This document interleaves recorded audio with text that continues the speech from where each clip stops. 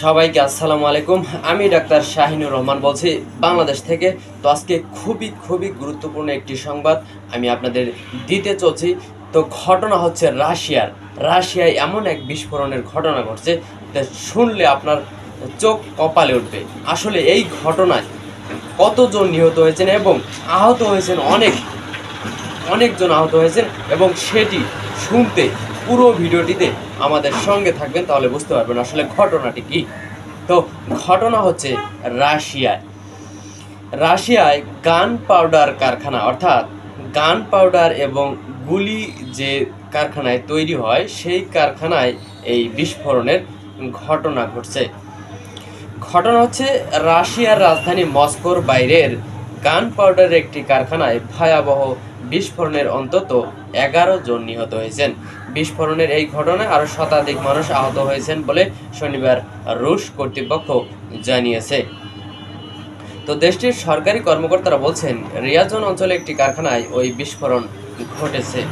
স্থানীয় কিছু গণমাধ্যমের খবরে বলা হয়েছে, বন্দুকের গুলি ও গান পাউডারের কারখানায় এই বিস্ফোরণ ঘটে।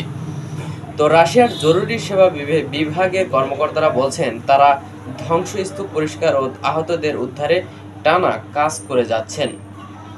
তো সামাজিক যোগাযোগ মাধ্যমে দেওয়া পোস্টে দেশটির জরুরি ব্যবস্থাপনা বিষয়ক মন্ত্রণালয় বলছে, কারখানায় বিস্ফোরণে দুর্ভাগ্যজনকভাবে 11 জন নিহত হয়েছেন। বিস্ফোরণে ধ্বংস হয়ে যাওয়া ভবন ও ধ্বংসস্তূপের ছবি প্রকাশ করেছে এক মন্ত্রণালয়। দেশটির এই মন্ত্রণালয় বলছে, বিস্ফোরণে কমপক্ষে 130 জন, বুঝতেই পারতেছেন অনেক, 130 জন আহত হয়েছেন।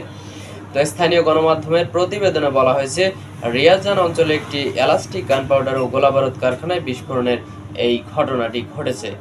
এর আগে 2021 সালে একই কারখানায় এক বিস্ফোরণে অন্তত 17 জন নিহত হয়েছিলেন। সেই সময় বিস্ফোরণে প্রাণহানির ঘটনায় রিয়াজান অঞ্চলের স্থানীয় কর্তৃপক্ষ একদিনের শোক ঘোষণা করেছে।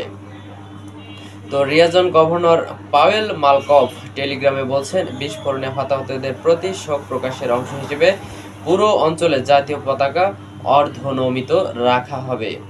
রাশিয়ায় প্রায় এই ধরনের বিভিন্ন কারখানায় বিস্ফোরণে হতাহতের ঘটনা ঘটে থাকে। সূত্র হচ্ছে এএফপি। তো বুঝতে পারতেছেন এটি কিন্তু খুবই দুঃখজনক ঘটনা এবং খুবই মর্মান্তিক ঘটনা। তো এই হচ্ছে আজকের খবর। ভিডিওটি যদি ভালো লাগে অবশ্যই চ্যানেলটি সাবস্ক্রাইব করে এবং ভিডিওটিতে একটি লাইক দিবেন। তো দেখা হচ্ছে পরবর্তী ভিডিওতে। সে পর্যন্ত সবাই সুস্থ থাকুন, ভালো থাকুন। সবাইকে আবারও আসসালামু আলাইকুম ওয়া রাহমাতুল্লাহি ওয়া বারাকাতুহু।